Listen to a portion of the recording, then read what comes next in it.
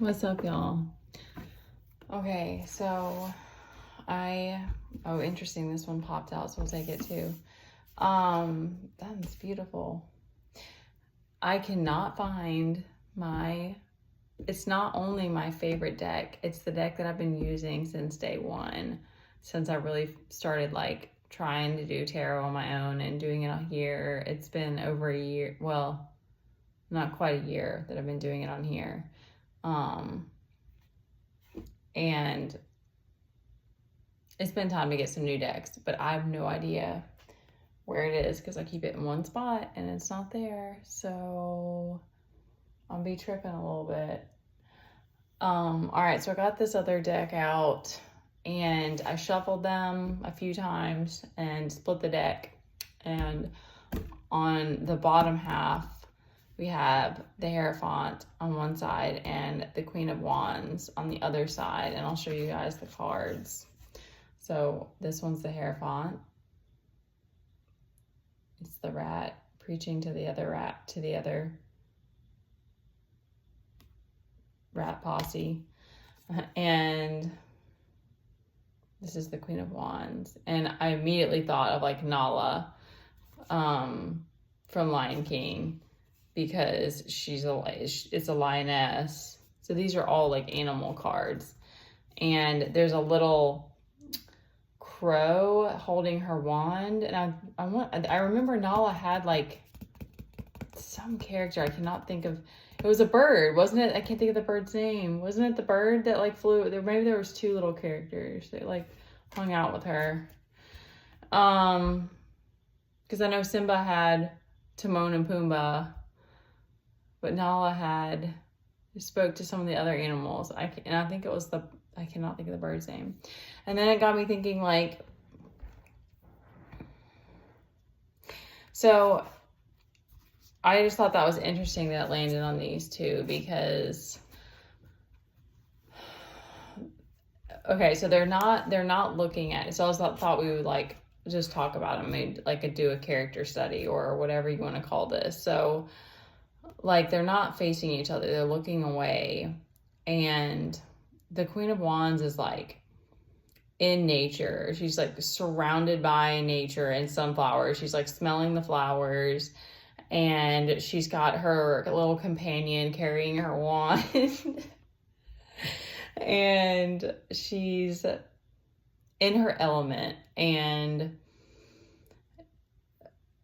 observing and standing in her power, and just a lot of like just IDGAF. I won't say the word. I don't know why. I'm being conservative. That's her energy. She's just like, I'm grounded, I'm good, I'm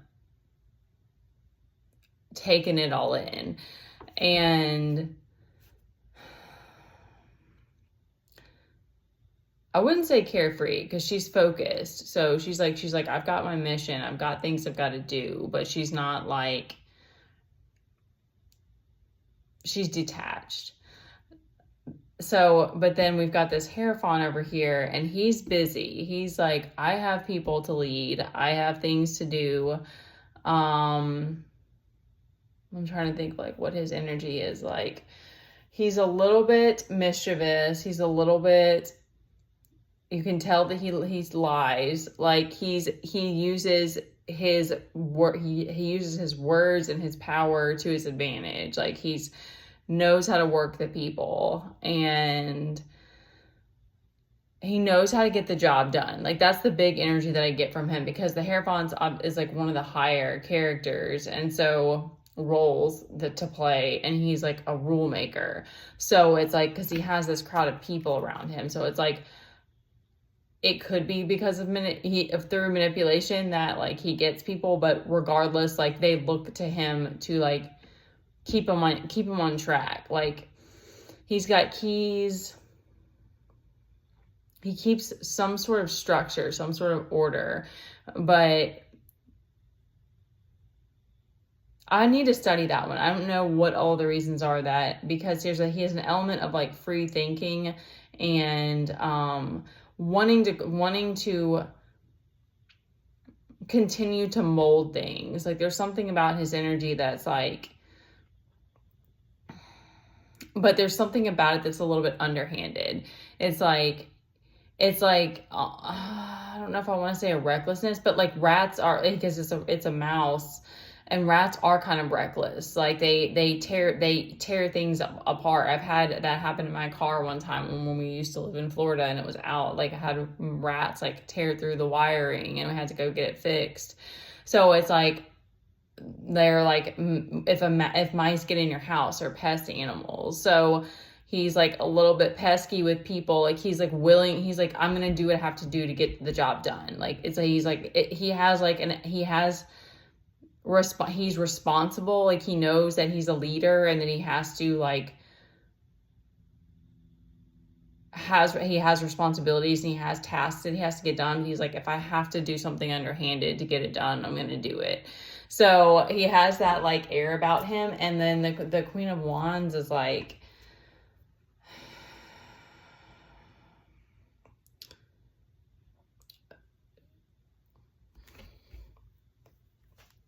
she's like on her throne. So she's like, whatever, bro. Like, you're not going to knock me off my throne. Like you're not going to get under my skin. But what I saw, so they're looking away from each other. So they're not, and I don't know why it just landed on these two. So I thought we would go ahead and talk about them. And it does definitely feel like kind of like this masculine and this feminine character, but they would make very good they would make good comrades. They would make good friends, is what I'm getting. Like that's the energy that I'm getting from it. And could they be more than that? I don't know, because I'm not sure who pairs with the Heirophant. He just runs his own game. And so, which is cool, but it's like, that's a hard energy to pair with. He's very much a solo leader, and he's going to have to be willing to make some changes and compromise in order to have like a partner with him. That's just what I'm getting from that. He's very set in his ways. So he'd have to be willing to make some changes and compromises and do things differently to be with a character, especially a character like the Queen of Wands, because oh man, that's so interesting. That's so fascinating. Okay, so it's like the Hierophant's like set in his ways because of his role, and there's like a lot of it's like cultural and socially led. He's like, he sees himself a certain way, and he has these people that he's leading, and he's like,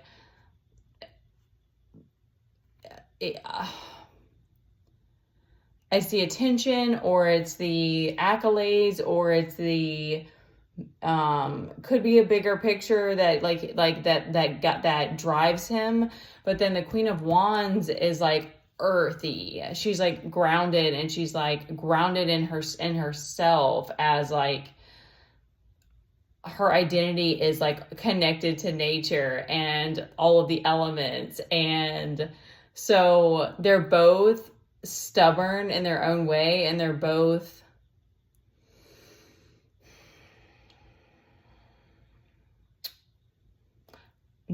have a strong sense of knowing. They both have a strong sense of like, I know who I am.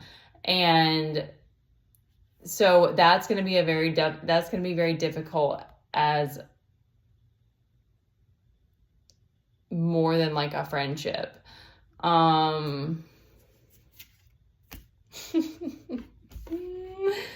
Okay. And then we've got the Wheel of Fortune up, right? So that's giving me like, anything's possible. Today was a very interesting day where it's like, it was a lot of tension, but it felt like totally like a test. And,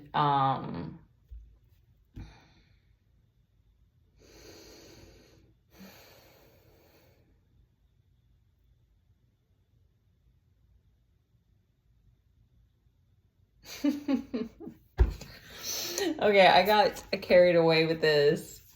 And then we've got the Page of Swords under here of 4. So the Page of Swords is stalking the Queen of Wands. And then we've got the Hanged Man, Yeah, and that's enlightenment. And then 10 of Wands and 10, that's 10, 10. But 10 of Wands, 10 of Swords. So the Hierophant's under some tension right now. It's feeling it. I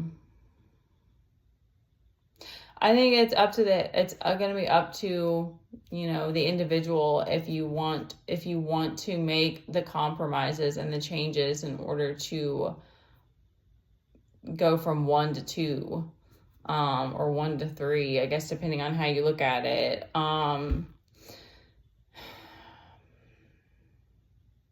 The Queen of Wands is open. She's like, especially as that energy of this card is obviously queen, but also it just gives me a very feminine energy. So the feminine is always, if she's in that inner heart, inner flow state, she's open. So and the Queen of Wands is like, it's wands, which is fire. So it's a very adaptable energy. So she can like mold to different things. But so it's going to be more of this Heirophant character that's gonna have to be willing to break his own rules a little bit, or like shift his beliefs around some to fit her, or because the Queen of Wands is already gonna be moldable. Like she's gonna come in and be able to, like, the feminine can kind of wrap herself around. I don't know where else it's coming from, y'all, but whatever. Where she can kind of wrap herself around, like,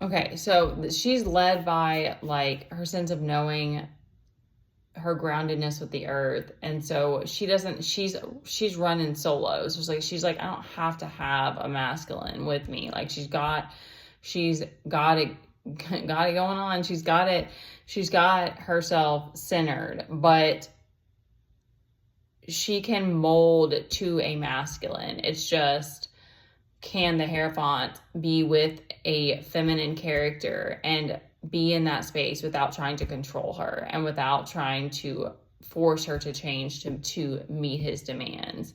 And can he do it in a way that's not manipulating her? Especially a character like the Queen of Wands, or, you know, I mean, especially, of course, like an Empress or something, but like a Queen of Wands is very, like, self-assured. So she's she's going to stand her ground. She's fiery. So she's not just going to put up with anything. All right, we're going to stop there because we don't know where all that was coming from. But anyway, that's what was coming through. So, and then we got the Devil popping up. Who dis? All right. Take care, guys. I hope my deck shows up because it feels strange not having it. All right. Love you guys. Be safe.